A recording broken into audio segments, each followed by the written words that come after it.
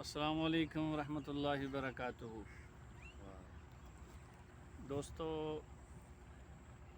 सब तो पहले असी सरकारे दो जहां सल्लल्लाहु अलैहि वसल्लम दी ज़ात तो दुरूद सलाम पढ़ के स्टार्ट लेने।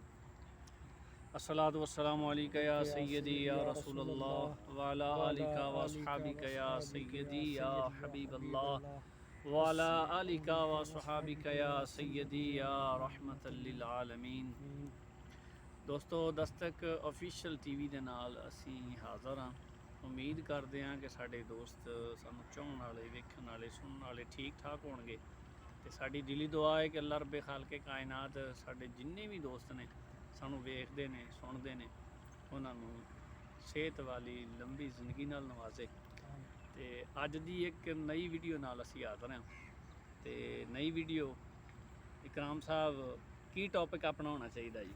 ਟੌਪਿਕ ਜੀ ਬਾਰਿਸ਼ਾਂ ਦਾ ਸਿਲਸਿਲਾ ਜਾ ਰਿਹਾ ਹੈ ਕਾਫੀ ਸਾਰਾ ਤੇ ਲੋਕਾਂ ਦੇ ਵਿੱਚ ਅਗਾਹੀ ਪੈਦਾ ਕਰਨੀ ਹੈ ਕਿ ਜੀ ਬਾਰਿਸ਼ਾਂ ਦਾ ਜਿਹੜਾ ਮੌਸਮ ਹੈ ਇਹਦੇ ਵਿੱਚ ਜਿਹੜੇ ਦਰਿਆਈ ਇਲਾਕਿਆਂ ਦੇ ਵਿੱਚ ਰਹਿਣ ਵਾਲੇ ਲੋਕ ਹਨ ਉਹ ਜ਼ਿਆਦਾ ਤੋਂ ਜ਼ਿਆਦਾ ਜਿਹੜਾ ਹੈ ਆਪਣੀ ਹਿਫਾਜ਼ਤੀ ਤਦਾਬੀਰ ਕਰਨ। ਸਹੀ ਬਾਤ। ਤੇ ਬਾਕੀ ਇਮਰਾਨ ਸਾਹਿਬ ਤੁਸੀਂ ਕੀ ਤੁਸੀਂ ਕਹਿੰਦੇ ਦੱਸੋ ਹੋ? ਜੀ, ਤੁਹਾਡਾ ਕੀ? ਬਿਲਕੁਲ ਜੀ, ਹਿਫਾਜ਼ਤੀ ਇੰਤਜ਼ਾਮਾਤ ਜਿਹੜੇ ਆ ਬਿਲਕੁਲ ਵੇਖਣੇ ਚਾਹੀਦੇ ਨੇ ਆਪਣੇ ਹਾਂਜੀ ਦਰਿਆਵਾਂ ਦੇ ਵਿੱਚ ਜਿਹੜੇ ਲੋਕ ਰਹਿੰਦੇ ਨੇ। ਜੀ ਤੇ ਹਕੂਮਤ ਅਗਾਹੀ ਦੀ ਮੁਹਿੰਮ ਕਿਹੜੀ ਉਹਨਾਂ ਨੇ ਤੇਜ਼ ਕੀਤੀ ਹੋਈ ਹੈ, ਹਾਂਜੀ। ਉਹ 'ਤੇ ਅਮਲ ਕਰਨਾ ਚਾਹੀਦਾ।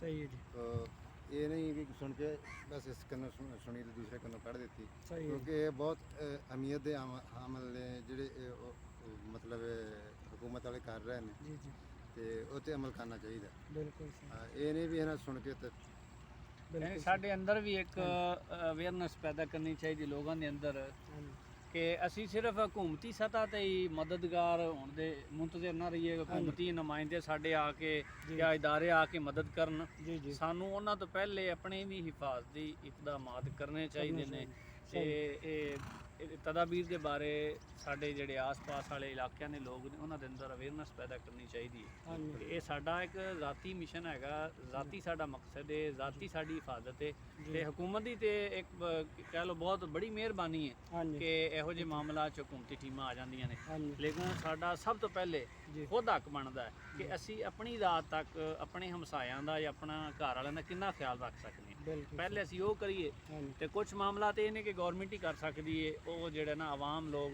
ਉਹਦੇ 'ਚ ਬੇਬਸ ਹੁੰਦੇ ਨੇ ਸਹੀ, ਤੇ ਉਹ ਜ਼ਾਹਿਰ ਹੈ ਫਿਰ ਗਵਰਨਮੈਂਟ ਕਰ ਰਹੀ ਹੈ। ਬਿਲकुल ठीक है जी नाजरीन।